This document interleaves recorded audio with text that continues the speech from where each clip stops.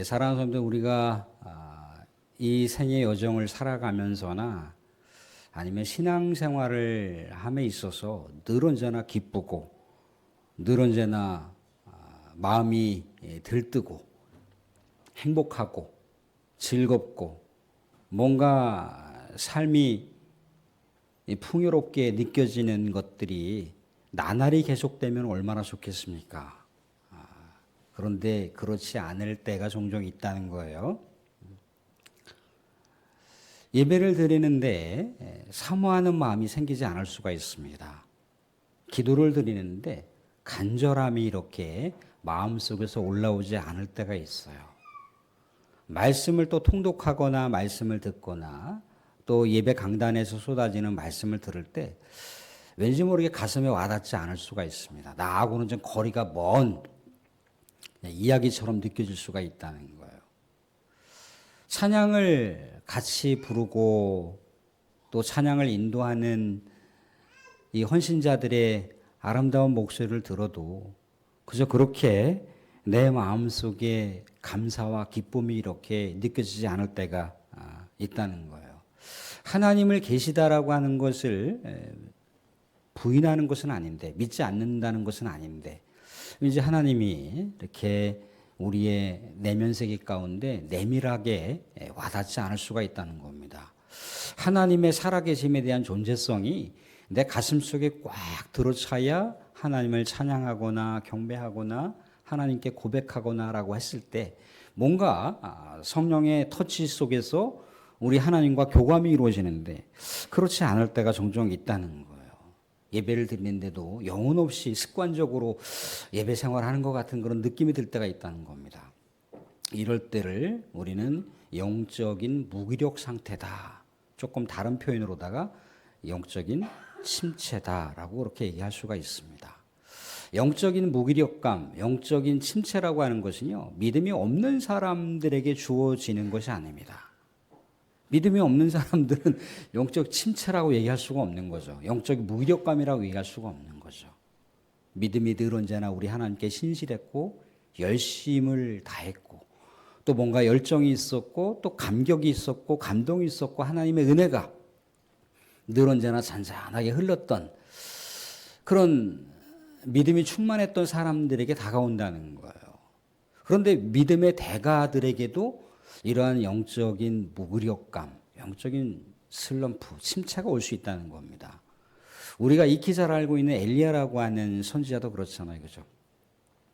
그 당시에 이방의 우상을 섬기는 수많은 제사장들과의 갈멜산 전투에서 하나님의 살아계심을 증명했잖아요. 그죠?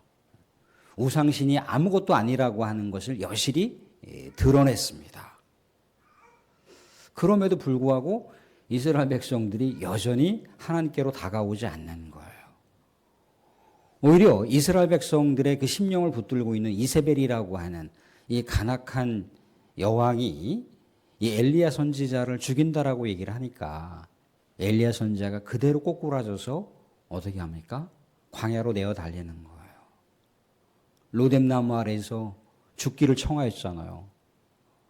하나님 아버지 나를 좀 데려가세요. 이제는 내 생명을 하나님께 취하셔도 좋습니다. 그렇게 영적인 위대한 선각자, 위대한 대가들도 그럴 때가 있다는 거예요. 우리가 알고 있는 믿음의 용사 다윗이라고 하는 인물은요, 늘 언제나 이렇게 성경 이야기를 보시면 알지만 전쟁을 이렇게 치르게 됐을 때 하나님께 아주 긴밀하게 기도하는 장면을 볼 수가 있습니다. 하나님 어떻게 할까요? 하나님 나가야 될까요? 말아야 될까요? 하나님 저 어려운 백성들을 구출해야 될까요? 말아야 될까요? 그래서 늘 언제나 그런 상황 속에서 전쟁을 치르게 되면 하나님께서 다윗에게 승기의 깃발을 들려주는 그런 놀라운 전과를 올리는 그런 일들을 계속해서 진행했다는 거예요.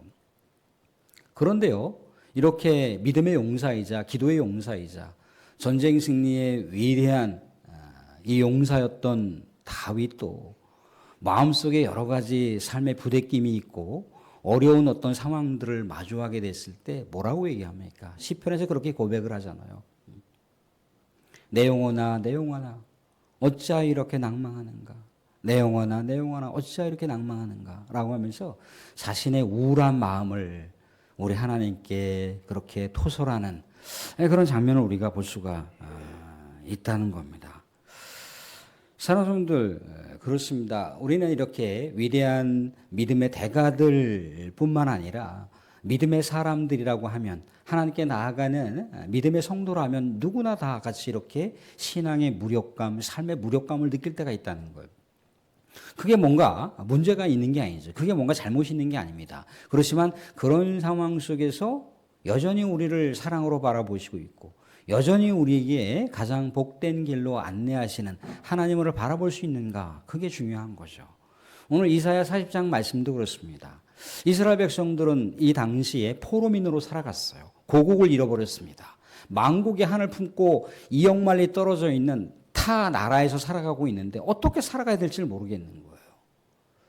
왜 하나님이 우리를 버리셨을까라고 하는 그런 물음조차도 이제 생기지 않는 거예요. 세대가 계속해서 이제 바뀌면서 하나님이라고 하는 존재도 희미해지고 있는 거예요. 소망이라고 하는 것도 없고 내일을 어떻게 살아가야 되는지에 대한 갈피를 잡지를 못하는 거예요. 하루하루 살아가는 자체가 기적처럼 그렇게 여겨지는, 하루하루 그렇게 목숨이 붙어있기 때문에 마지못해서 살아가는 이스라엘 백성들, 너무나 무기력한 거죠. 아무런 내일의 소망도 없고 아무런 내일의 비전도 없이 살아가는 그 백성들, 하나님은 그 백성들을 불쌍히 여기셨습니다. 하나님 그 백성들을 긍휼히 여기신 거예요. 그래서 오늘 40장 소망과 위로와 또 격려의 말씀을 주시고자 오늘 말씀 가운데 그렇게 이사야 선지자가 말씀을 기록하고 있다는 거죠. 사랑하는 분들, 이사야 선지자를 통해서 이스라엘 백성들을 다시 일으켜 주시길 원하고 있고, 다시 소망을 주시길 원하고 있고, 다시 그들에게 소명을 주셔서 하나님 나라의 위대한 역사의 나라를 세우기를 그렇게 우리 하나님께서 권면해 주셨던 이 말씀을 오늘 우리가 함께 나누면서 우리에게도 이런 여러 가지 또 지치고 힘들고 영적인 무기력한 상태에 있을 때 우리 다시 회복할 수 있는 존귀한 오늘의 시간, 말씀의 교제의 시간이 될 수 있기를 주님의 이름으로 축원드립니다. 예, 사랑하는 분들, 우리 지치고 힘든 이 믿음의 백성들에게 하나님께서 뭐라고 말씀하시냐면, 야 이제 힘을 내야지, 야 이제 기운을 내야지, 그렇게 말씀하시지 않았다는 겁니다. 온 우주 만물을 창조한 그 창조 세계를 바라보라는 거예요. 그리고 그 창조 세계가 아주 긴밀하게 운영이 되고 있는 이 창조 세계를 운영해 가시는 하나님을 바라보라고 얘기하고 있습니다. 무엇인가 이렇게 저렇게 어긋날 것 같고 이렇게 저렇게 뭔가 문제가 생길 것 같은데 질서정연하게 모든 이 우주 만물이 운행되고 있는데, 이것은 우리 하나님의 영원성, 우리 하나님의 살아계심을 보여주는 거라는 거예요.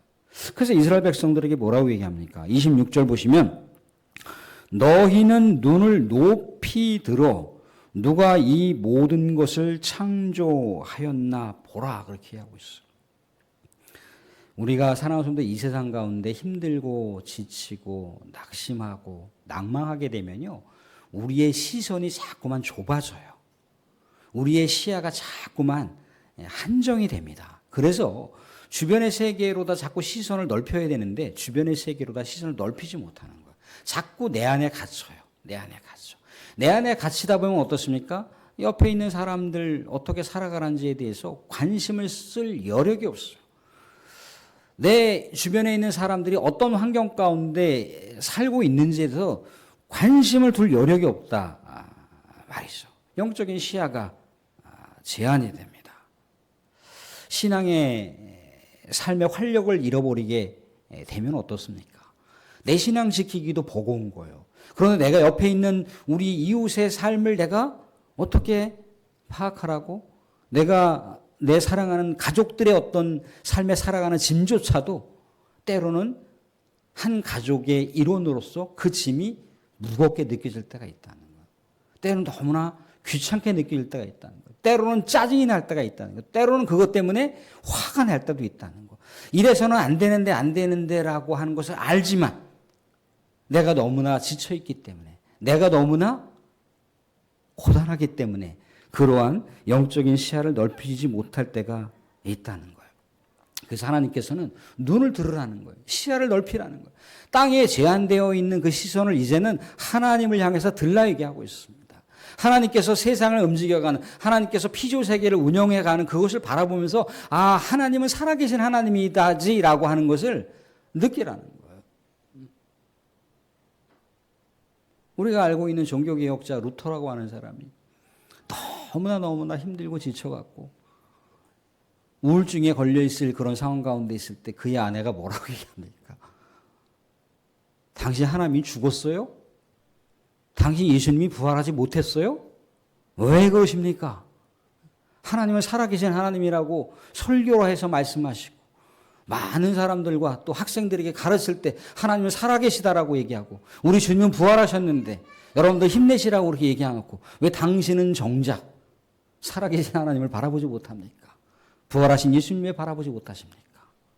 그렇게 그의 아내가 그렇게 뭔가 권면의 메시지를 루터에게 전했다라고 하는 그런 일화가 있지 않습니까? 사랑하는 성도들, 우리가 힘들고 지치고 무력하고 때로는 영적 깊은 그로기, 슬럼프 가운데 있을 때 하나님 우리를 모르실까요? 하나님은 우리를 정말 모르시는 것일까요? 하나님은 우리를 아신다는 거예요. 우리를 아시기 때문에 다시 하나님을 바라보라고 얘기하고 있습니다. 사람은 내 이 땅 가운데 살아가는 생애 속에서 내가 회복을 일으키길 원하거나 내가 다시 기운을 내야지라고 하는 것이 나로부터 시작되는 게 아니에요. 회복이라고 하는 것은 나로부터 시작되지 않습니다. 하나님께서 우리에게 오셔야만 가능하다는 거예요. 하나님께서 우리에게 힘을 주셔야만 가능하다는 거예요. 하나님께서 우리에게 그렇게 뭔가 우리가 이 세상을 살아갈 수 있도록 강력한 능력을 공급해 주셔야지 가능하다는 거예요. 사랑하는 분들, 자동차를 이렇게 운행해 가시는 분들은 자동차가 이렇게 이제 뭡니까? 기름이 이제 바닥에 치고 있어요. 그죠? 그럼 어디를 갑니까? 주유소를 가야 돼요. 기름을 공급받아야 돼요. 우리가 지치고 우리가 뭔가 영적으로 이렇게 나태해져 있고 뭔가 무너져 있을 때 아, 내가 힘내야지. 아, 내가 기운을 내야지. 그런다고 되는 게 아니라는 거예요. 하나님을 바라보라는 거예요. 공급자 하나님, 우리에게 영원한 새 힘을 주시는 하나님을 바라보라고 얘기하고 있습니다. 그러면 그 하나님이 도대체 어떤 분위기에 그 하나님을 바라보라고 하고 있는가? 창조주 하나님이라고 하는 건 알고 있고 창조 모든 세계 가운데 운영하시는 살아계신 하나님이라고 하는 걸 알고 있는데 그 하나님이 점점점 우리의 피부에 가까이 와닿지 않을 때 그 하나님 도대체 어떤 하나님이기에? 오늘 이렇게 얘기하고 있습니다. 29절에 이렇게 얘기하고 있습니다. 28절도 보시고 29절도 보시면 이렇게 하고 같이 한번 보겠습니다. 28절 29절 봅니다. 같이 봅니다. 시작. 너는 알지 못하느냐 듣지 못하느냐 영원하신 하나님 여호와 땅끝까지 창조하신 이는 피곤하지 않으시며 곤비하지 않으시며 명철이 한이 없으시며 피곤한 자에게 능력을 주시며 무능한 자에게는 힘을 더하시나니. 힘을 더하신답니다.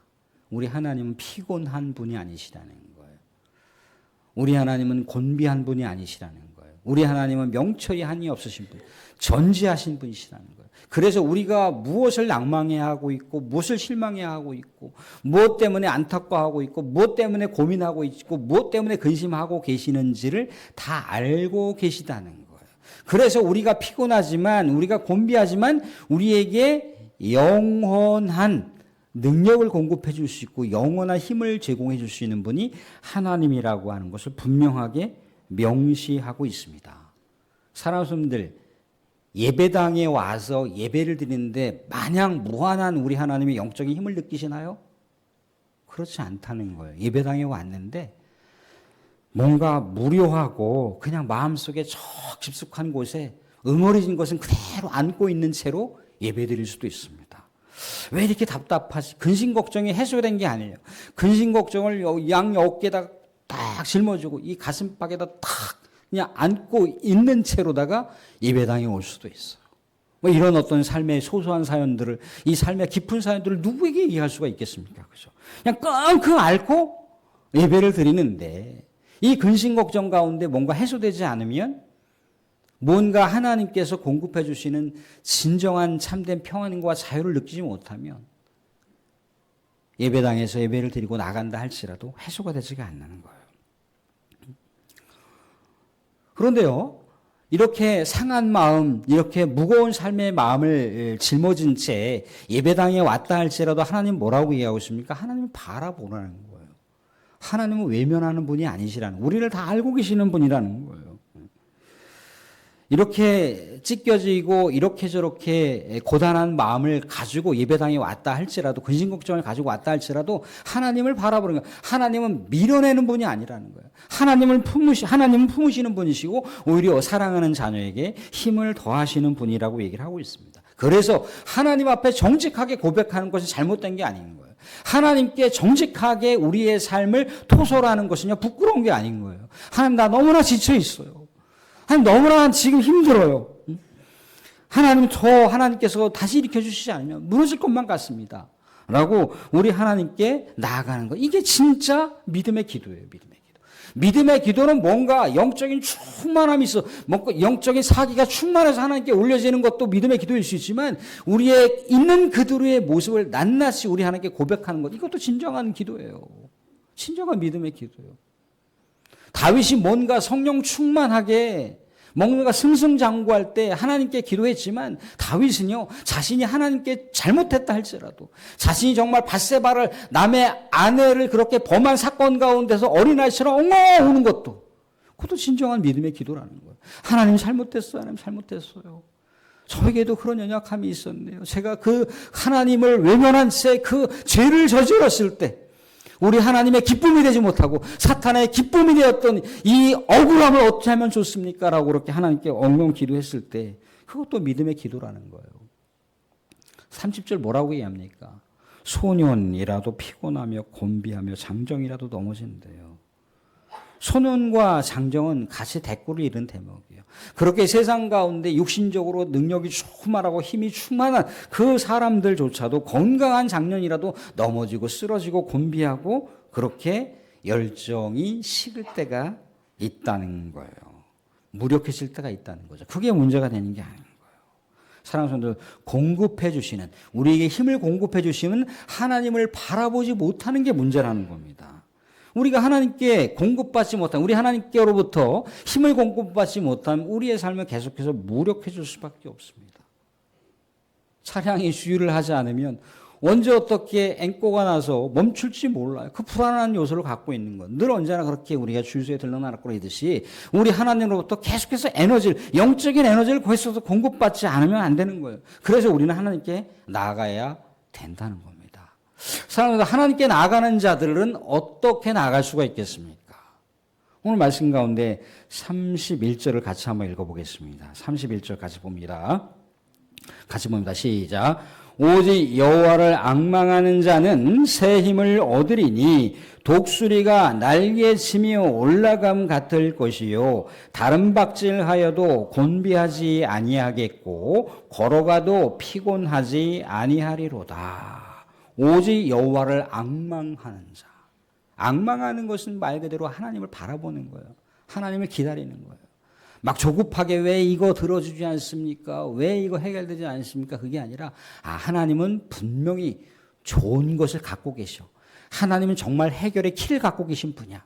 하나님은 내 지금 이 상황 속에서 내가 무엇을 고민하고 있고 힘들어하고 있고 무엇을 낙심하고 있고 낭망하고 있고 무엇을 좌절하고 있고 무엇을 절망하고 있는지를 하나님은 다 알고 계셔. 하나님을 바라보자. 하나님을 앙망하자. 하나님을 기다리면 하나님께서 하나님의 때 반드시 역사하시고 응답하실 것이야 라고 하는 신뢰의 마음을 잃지 않는 거예요. 하나님께 빨대를 딱 꽂아버리는 거예요. 영적인 빨대를 하나님께 딱 꽂아버리는 거예요. 그러면서 하나님께도 나가는 거예요. 하나님, 저 정말 약해요. 하나님, 정말 지금 이대로라면 무너질 것 같습니다. 하나님, 힘 좀 주세요. 그렇게 믿음으로 고백하는 거예요. 하나님을 신뢰하는 거죠. 하나님을 다시 소망하는 거예요. 이스라엘 백성들이요, 나라를 잃어버리고 그것도 어디 나라인지도 모르는 곳에서 살아간다라고 하는 것. 얼마나 기가 막힙니까? 하루하루 소망이 없어요. 그냥 늘 언제나 암울한 현실만을 안고 살아간다는 거죠. 근데 하나님께서 여호와를 앙망하는 자는 새 힘을 주신다라고 하는 것. 다른 박지라 해도 곤비하지 아니하고 걸어가도 피곤치 아니하는 것. 이것은 뭐겠습니까? 새로운 길을 주신다는 거예요. 새로운 미래를 주신다는 거예요. 새로운 비전을 주신다는 거예요. 이 당시 이 40장의 말씀은 이스라엘 백성들을 다시 고국으로 돌아오시게 하겠다라고 하는 하나님의 약속의 말씀이에요. 사랑하는 만국의 한을 품고 어디 나라인지도 모르는 곳에 살다가 하나님께서 너희들을 다시 예루살렘 땅으로 돌아오게 할 거야 라고 했을 때 다시 고국을 향하겠다라고 하는 그 발걸음은 얼마나 믿음의 박차를 가할 수가 있습니까? 얼마나 희망이 있습니까? 얼마나 소망이 있습니까? 얼마나 비전이 있는 거겠습니까?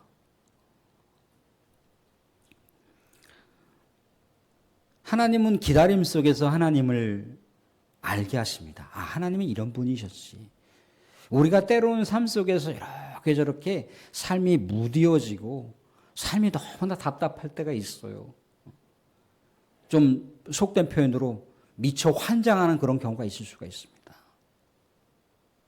그런데요, 촘촘하게 나를 이끌어 가시고 나를 인도해 오셨던 하나님의 은혜를 이렇게 생각해 보세요. 뭔가 내가 잘했기 때문에 뭔가 내가 훌륭하게 무엇인가를 하나님께 했기 때문일 수도 있지만 하나님 여전히 그런 거하고 상관없이 나를 정말 사랑하는 아들로 나를 사랑하는 딸로 그렇게 그윽한 사랑의 눈빛을 보내시면서 나를 한결같이 인도하셨다는 거예요. 한결같이 나를 복된 길로 인도하셨다는 거예요. 물질이 없을 때 물질을 또한 공급해 주시고 이렇게 저렇게 사업장을 운영하는 데서 말 못할 사연을 안고 있을 때 하나님께서 그 상황 가운데 건져주셨다는 거예요. 물론 때로는 그 상황이 물리적으로 눈에 가시적으로 보여주는 축복으로 주어지지 않았다 할지라도 나의 믿음을 지킬 수 있도록 하셨다는 거예요. 우리 하나님 앞에 나아가는 깨어있는 예배자로 나를 이끌어 주셨다는 거예요. 우리 하나님의 잔잔한 은혜를 헤아릴 수가 있습니다. 받은 복을 우리가 헤아릴 수가 있어요. 아, 나는 왜 이렇게 하나님께서 축복을 안 해주실까? 왜 하나님은 나에게 이렇게 어려움 가운데 있는데 나를 왜 건져주시지 않으려는 것일까? 라고 생각할 수 있지만 우리가 그동안 살아왔던 삶의 배경들과 앞으로 살아갈 배경들을 생각해 보시고 우리는 이미 미래가 보장되어 있는 우리 하나님의 존귀한 백성들이잖아요. 그죠? 그것만 생각하더라도 이 세상 가운데 옷 한 벌만 우리가 입고 살아가도 우리는 수지 맞은 삶을 살아가는 겁니다. 여전히 우리가 이 세상 가운데 이스라엘 백성들이 포로 생활하는 것처럼 이렇게 저렇게 답답하고 무력한 삶의 상황들이 있습니다. 그렇지만 우리 하나님은 살아계신 하나님이시고 영원한 목자이시고 우리에게 피곤하고 또 곤비한 우리에게 영원토록 능력과 힘을 제공해 주시길 원하시는 분이 하나님이시라는 겁니다. 사랑하는 분들, 우리가 왜 지쳐 있는 것이 무엇 때문입니까? 왜 무기력합니까?